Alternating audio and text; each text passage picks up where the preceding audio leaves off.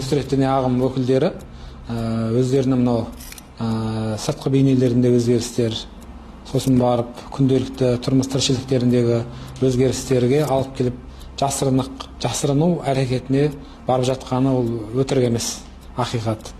Бұрындары бастарына тақия киюді құптамайтын болса, жалаң бас намаз оқып мәселен.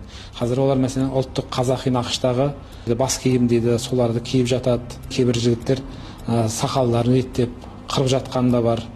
Бұның баршасы не үшін дегенде, ол кісілердің өздерінің мынау кәсіптері болуы мүмкін.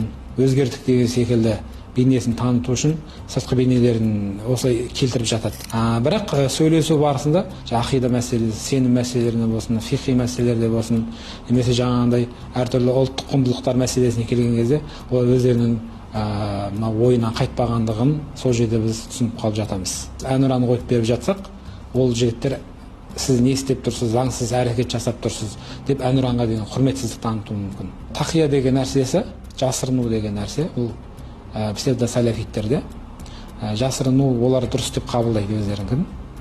Олар керек кезінде өздеріне пайдалы дүниелер болса алып қалып жатады.